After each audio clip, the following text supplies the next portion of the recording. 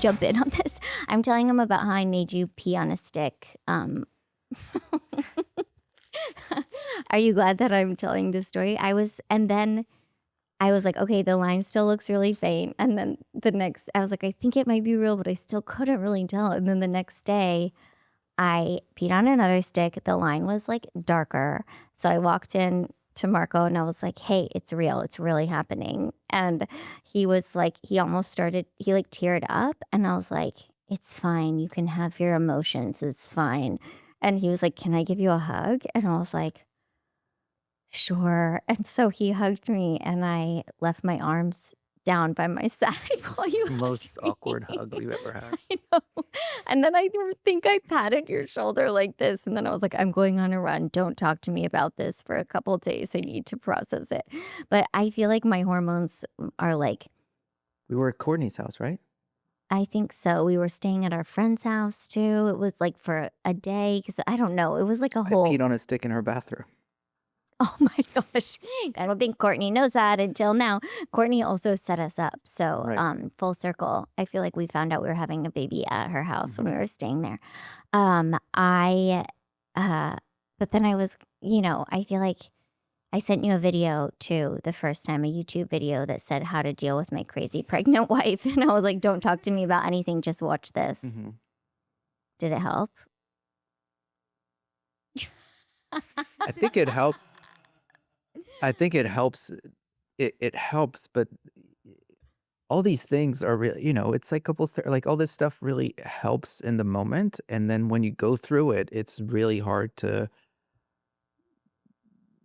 be the recipient of those intense emotions. I feel like you swings tried and to make things. a joke one time about something and you're like, oh yeah, because you're pregnant, so we can't do that. And I don't think I talked to you for. No, I said, oh, the pulling the good old pregnancy card. I said, Oh yeah, and I didn't talk to it you. was like the worst. I didn't talk to you for like 2 weeks because I was like, I don't ask you to do anything for me. I was like, so many wives, their husband will be asleep in bed and they're like, roll over and they're like, I need you to go get me ice cream right now. And I'm like, I've never done anything like that to you. And I just made a tiny joke. And you're like, it was a joke. And I was like, but jokes come from a real place. And like, I just like lost my mind about it.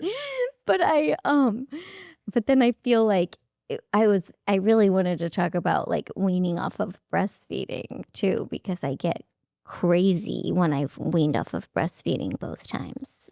I don't remember the first time. You blacked out? Yeah, I think I black out a lot.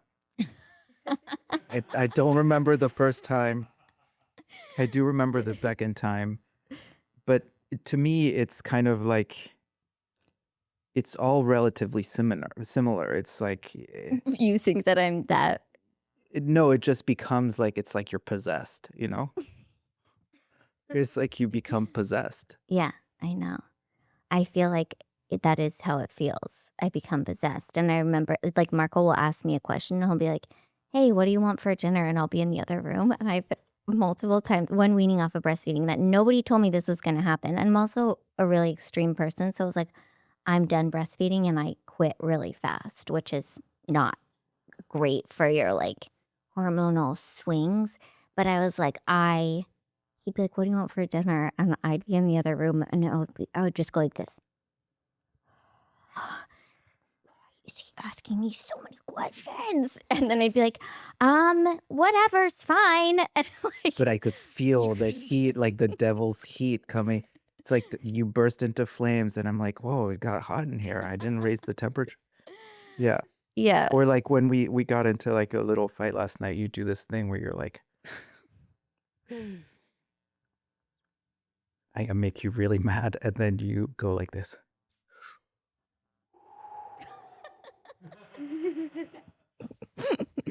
And I'm like, what? That's what you're supposed to do when you're mad. Take a deep breath. It feels like, I feel like I just would rather you get really mad than like this like deep breath, because it's not a breath of calming down. It's a breath of like, there's just so much like there's spite in there. There's like so much resentment in that breath. It's like the breath that feels like so much more charged than you just be like, even you like just like being like screaming at me or something, which you don't really do. So the breath is terrifying because it's like everything that's contained in me is so big that if I let it out, it's gonna tear you apart. Like it's gonna That like is what it annihilate is. you. What? That is what it is. Yeah, I know. That's why you have to like keep it in. But you Yeah. keep it in, but that's why it's terrifying. Yeah. But I would probably crush you. Yeah, most likely. Yeah. And you'd probably black out. Well, yeah. So maybe you have crushed me and I No, I'm kidding. I know. I need to figure that out. I did catch myself though, because I feel like when I was weaning off of breastfeeding the last time, I was like, I know I'm gonna turn like everything becomes your fault, no matter what it yeah, is. I don't think that's just the breastfeeding part.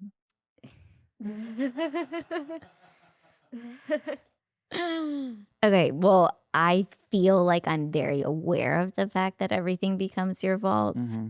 Like I'll be like 5 minutes late to something and I'll be like, fucking Marco, this is Marco's fault. And I'm like, wow, like, I don't know. Yeah. I'll be like, I'll get So caught wait, at a it red light and happens I'll and be like, Marco. And are I'm you for like, real? sometimes, yeah. So I'm not Because even he like around. wanted to hug me goodbye. And like now I'm stuck at this light because like he needed to hug. Like it starts What to the like fuck is go. wrong with you? I don't know. Even at the You're the therapist. I don't do it as much anymore because I'm aware of it, but like it does happen like that. But it does happen where you don't really get mad at anybody. So if people like if your family or makes you mad or something, you don't really get mad at them. Get mad at me about your family. Or it's like the things that I do are like igniting your Yeah. stuff and Yeah, I know. I know. sorry. So should we redo the whole thing? Fucking Marco ruined the whole episode. I know. I'm just kidding. No, I think I'm better about it now, but I did have a moment where this last time I was in the car and you called me and Penelope was in the back and I was like, I am so mad right now. I just like can't talk right now because it feels terrible to feel that like agitated and like mad in your body, Yeah. And I was like, it's so uncomfortable. And I was like, I cannot talk to you right now. I need to call you later. And I like hung up. And then Penelope goes, I don't think I told you this for like You a did? long Yes. time Oh, though. for a long time. I like couldn't tell you right away, but I was like, Penelope goes, do you like daddy? I was like, oh my God, I need to get on 10 milligrams of Prozac immediately and like take the edge off. So I get it. I know I do that to you. Yeah. Do you think I get mad? Yeah. Neither of us says I say when I'm mad, you don't say when you're mad. You don't really say when you're mad for a while. I don't think I know I'm mad until like it's too late. Because I think I like am like, oh, I can handle anything. I can handle anything. This is fine. I'm fine. I can handle this. I can handle this. And then I'm at like a 9 or 10 and I'm like, all of a sudden I can't handle it and I get really mad. Mm-hmm. But you exude this like anger energy. Yeah, towards you. Or just around the house when you're mad. It's like I hear it in like how you walk and how you say you're fine and all that stuff. I think most people have that, but yeah, it's fine. Marco, you also are very like cool, calm, and collected, and then all of a sudden like you're really mad. yeah. So it's a problem. Yeah, but everybody's mad comes out in different ways. There's like well, explosions are not good. Yeah. But sometimes I worry that I'm like Amber Heard in the relationship and I'm just like pushing you to the brink and that's why you have like an outburst. Yeah. I don't know. Maybe. That trial did seem very familiar to me. Oh my gosh, Marco. Marco is Passable. So intense the way he cleans that it is like the first time I spent the night at your house when you left and I was like, I need to make this guy's bed because I can't just leave the bed unmade. And I was freaking out because I was like, I'm not going to be able to make the bed as good as this. You can make a bed like so well. You're so like everything's perfect and like so organized and so like Yeah, but doesn't it not feel really good when organized. it's done? Like when it's It made, it does, feels but like it so nice. does. I think that's why we work well because you're completely unorganized. I don't know if I'm completely, maybe. Like if you look at your two solo spaces that are just yours in the house, your closet and your office, they look completely different from the rest of the house. It's like, It's what's just, going on in I here? think it's the organization stresses me out so much. It's like the idea of like getting everything, getting rid of stuff, get like purging, all that stuff just like makes me like, just even thinking about it now, I'm getting so stressed Yeah, one about time it, we but I tried need to do. to clean out, I helped you clean out your office or something years ago. And I realized like, oh, this is like a big issue for you because I like made piles for you to go through. So it was easier for you. And then I was like, let's just go through these piles. This is like work stuff. This is other stuff, whatever. And you're like at the table, like looking at stuff, and you picked up a piece of paper that had like, it was like a tiny like gum wrapper size paper. And you were like, and then you were like, oh my God. And then you like went in our bedroom and started going through a drawer. And I was like, what's going on? And he's like, I need to find something. What? And I was like, what did that little paper with nothing on it spark in your imagination that now you're like doing something totally different in like another room and like not focusing on the piles that I just made for you to go through? And I was like, oh, this is going to be hard. And then I'll like organize the whole garage and I'll be like, you have 3 boxes you need to go through. Cause I'm like, I can't handle clutter. It makes me super anxious. And I'm like, you have 3 boxes you need to go through. You'll go through.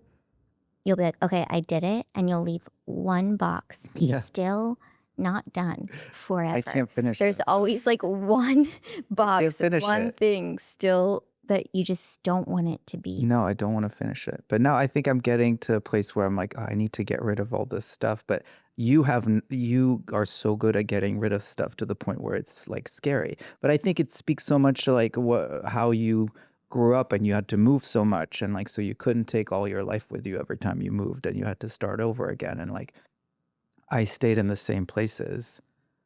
You know, like even with friendships, like you were so weirded out by my like really long time, like long-term friendships with people. I wasn't weirded out by them. Yeah. No, I thought it was cool. But like, I feel like when people are like super close for a really long time, you think that it's kind of weird. No, I don't. You don't? No, I don't. What are you talking about? This like maybe that was a different girlfriend of yours in the No, past. it was you. No, I don't. I'm not weirded out by it. I remember thinking it was so nice. I felt like I was like, oh, this is like a family of people that I feel like they all know each other and they know each other's parents. And like, I like hanging out with all those people so much. It feels like you're hanging out with your cousins. I feel like now, as I'm an older, like, I'm an old lady. Now, because I'm an old lady, lady. I do think that like European male friendships are very different from like American male friendships. And I do think it's really cool how like I think your friendships with your friends at home do feel really familiar and like they're like family and people are a little more like open. And I think that guys here, like went to your birthday party that Marco threw himself a pickleball tournament birthday party. And you were like, had so much fun planning it. And all like 16 guys came, like, and 12. 12 guys came. It felt like 16 to me. And I stopped by and it's 12 guys that I know well because I'm friends with all of them, but I've never hung out with just 12 guys that I'm They're friends also with. from so many different groups. Yeah, they're different groups of friends and Some stuff. of them didn't know each other. Yeah. Yeah, but for me, I got there and I brought like pastries and one guy was like, where'd you get these from? I was like, this place down the street. And he was like, where? Like, where exactly is that bakery? And I was like, I don't know the directions exactly. Another guy comes up, where'd you get these pastries from? Where exactly did you get these? And I was like, oh my God, guys just want to know stuff about, I was like, I'm the one woman here. I'm getting grilled on directions, like from the second I got here. But then I feel like there's an interesting thing where they like, you guys said goodbye to each other and everybody stood in one circle, was kind of like let one person talk at a time. And like, that was really fun. Great. Like, and you left and you're like, everybody is texting me that they had so much fun and like we're gonna do this again. And it just feels so less like personal than a bunch But of I think, girls hanging. yeah, but I also think it's because a lot of them didn't know each other. Yeah, I but think that's still, why. like if girls didn't know each other, it wouldn't be like that. Well, if girls didn't know each other, they wouldn't all hang out in a circle. They would like only hang out in those little like 2x2s and 3x3s and like make little groups Yeah. of girls and like talk about the other groups and like do all that. At least all the guys just were staying together. Yeah. We did talk to one of our friends there. He's gay and he's a therapist too. And he was like, yeah, straight people are so weird. I was like, what? And he was like, yeah, every time I see a straight couple, I'm like, you guys should not be together. And every time I see a gay couple, I'm like, this is working perfectly. Keep going. I was like, cool. That's good to know. Okay. Anyway, Are we doing I'm glad nothing? that you have like deep friendships with your Thank you. friends, deep male friendships. Thank you. Okay, Becca says, hey, I witnessed a full-out moment this week in Los Angeles. Someone was giving themselves a haircut with a samurai sword. It seemed to be working pretty well, but also hope they're okay. LA is a very full-out city. What the fuck? The crazy things I've seen, like just driving down the street You know, here. somebody tried to attack the Scientology, like the Celebrity Center, Scientology Celebrity Center on Franklin with like a samurai sword. Maybe it was that person. The same person. Yeah, just getting a haircut, but then got really pissed about the haircut. It And was it's like aliens. Scientology's fault. Aliens. But I think they got shot, Scientology doesn't mess around. especially if you have a samurai sword. You don't want to. We were on Hollywood Boulevard. Okay, we went to a play. Remember when we went and saw Pretty Woman, the musical? Not Marco's idea. At the Kodak Theater, and it was so bad. That is not a musical that should have ever been made. But we were on Hollywood Boulevard waiting for an Uber to leave, and it was raining, and we were standing Hollywood Boulevard. It is like just. Do you not remember this either? I don't remember what you're gonna say. We were standing next to the Scientology Center. Yeah. And there was like a bunch of, there's so many people like shooting up on Hollywood Boulevard, and it's like so sketchy. And there was like a sketchy person coming up to us, but we were in front of the Scientology Center, and there was a security guard there. Do you remember that? And he like came out. Yeah. And we felt like safe for a second because he was like kind of like making this guy go away. We were with our other friends too. And then we went around the corner and we were standing on the other side of the Scientology building, and this like creepy person came back towards us, and all of a sudden the Scientology guard like popped out as well, and it didn't look like it looked like he was magically popping out from like wherever Maybe he is. to be. Yeah, I know. Maybe he is. I mean, once you get to like OT5 or whatever, maybe you have like you can walk through just, walls, like, appear and disappear to protect the center. I think so. Yeah. I kind of felt like that's what was happening, honestly. I mean, good for us. Yeah, I know. Okay, next one. Hi, I went full out, all in on knitting this week. I found some old scarves I had knitted in 5th grade and decided to whip the needles back out, except I didn't have those anymore, so I drove to Michael's and spent $50 on needles and yarn. I have since only knitted once. $50 I won't get back. Annie said that. Annie said that. I feel bad. I remember when I tried to knit. Do you remember that? Briefly? Yeah. I took a knitting class at Michael's with our friend Jill. Who was at Michael's? Oh, you went with Jill? Yeah, because I was like, I need to learn how to relax. So I tried to do something to like relax. I feel like that would be the least relaxing thing for you to do. So I took this knitting class, yeah, and I was trying to like knit a hat, and then all of a sudden your mom sends us 3 hats because she just picked up knitting, and they're like hats that could be sold at Bloomingdale's. They're so good. I was like, are you kidding me? I am like in the middle of my first hat. These are your first hats? And so I just threw everything away. $50 that you will never get back. I feel you. Did you write that one? Did you write?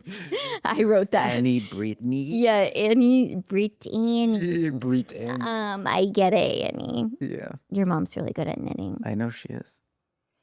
Yeah. Anything, and I bet she's better at podcasts than you too. Sorry. Oh my God. Why would you even say that? No, I was just like thinking about like it'd be funny if like anything you tried to pick up, my mom would pick up. And Oh just, yeah, like, watch your mom you're just right. has a knitting podcast like tomorrow Yeah. from Geneva, and she's like just getting so many views. And she gets like huge people to come on it. and Yeah, they fly Brad Pitt does Yeah. hers. Oh my gosh, Brad Pitt loves a knitted I sweater. feel like if Brad Pitt got asked to do a knitting podcast in Geneva over just like another person's podcast in LA, it would be something more interesting he'd consider. I bet he would do it. Let's set it up and just see what happens. Okay. Nikki, hello, Full Out Pod. That's a great idea for a podcast, by the way. Just two people talking while they're just knitting. Yeah, don't give your mom any ideas. Like, it'll be like the most beautiful looking podcast. His mom is like very good taste. Marco and his mom basically planned our wedding together, and You loved it, I did. I loved it. especially the planning part. I didn't even go to Geneva one time. You went and tasted food in Italy with your mom. We got married in Switzerland, but like, it was really cool. Mm-hmm. Your mom did like an amazing job. I know. Good at that stuff. Hello, Full Out Pod. Let's get into this. My apartment full out broke this week. I was trying to make a damned baked potato and my gas alarm went off. For some background, my apartment has already had 3 gas leaks, so that is why I have a gas alarm. I don't even know what a gas alarm is. The gas company It's like finally a- came out. It's like like the carbon monoxide detector.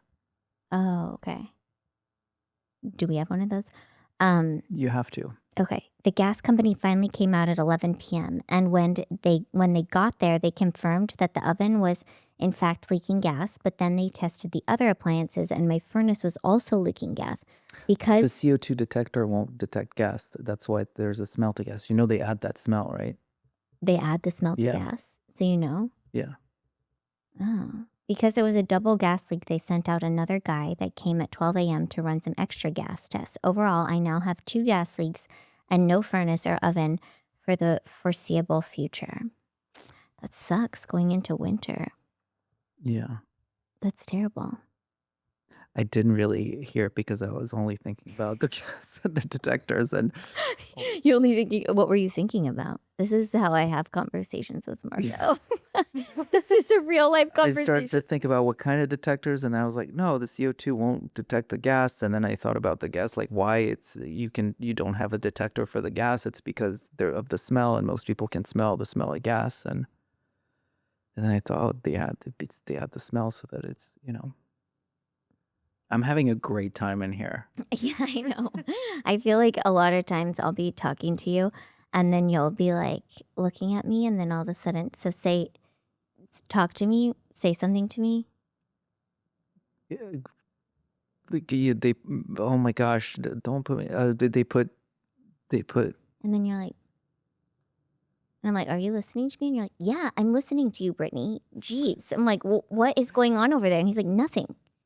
I'm like, nothing? You just literally went like, I have to check it to make sure everything's okay. I mean, what if things aren't okay over there? but then why don't you tell me what it is? I'm like, or this is I how haven't Marco, figured it out yet. this is how you answer the phone. Okay, watch this. Ready? Okay. Hello? Okay. Okay. No. Okay. And I'm like, what's going on? What's going on? And you're like, uh-huh. Okay. And you're like, just a second, Brittany. And you're like, uh-huh. And you're like, okay, bye. And you're like, he's like, it's the LA Phil calling to see if I want season tickets to see something at the symphony. And I'm like, are you fucking kidding me? Like, I thought somebody died or something. Like, your reaction is so hard to read. I think I get really serious because I'm like, I don't want them to stop because I don't want to get season tickets. Like, not that I don't want to. I mean, it'd be really nice. But I get into this place where I'm like, I feel bad. They're calling. They're always really nice people. How am I going to like end the conversation in a way that's like not rude? I like call and I'm like, no, never call me again. Bye. I'm not getting up. Or you'll be like, spam likely. Hello? And I'm like, what? I'm like, why are you answering Well, that? it's like And spam you're likely. It's not spam definitely. What if it was like a really important call? All right. Well, I feel like you can keep answering them. You're so I don't nice. anymore. Yeah. Although I did answer one earlier today. For what? It was just a number. The problem is like a number shows up and you don't know what it's gonna be. But then like if you answer and you say hello and then there's a it's silent and there's a click like as if somebody like picks it up. Then I hang up now because I don't want to. But Ellie feels different, Okay. Okay. We did go to the LA Phil once and Marco ordered a drink and he ordered a Jack and Coke. And I was like, what? I was like, this is the least like you drink to order ever. And also at anyways. All right. You got to bring things down sometimes. Just If it's really nice, you got to tone it, you got to like, dress it make down. it less classy. Yeah. Remind them who they are. Okay. Thanks for letting me wrangle you into this. Yeah, of course. Good to see you, Brittany. I feel like you didn't, like I didn't have a choice. All right. Story of my life. Okay, bye. Bye.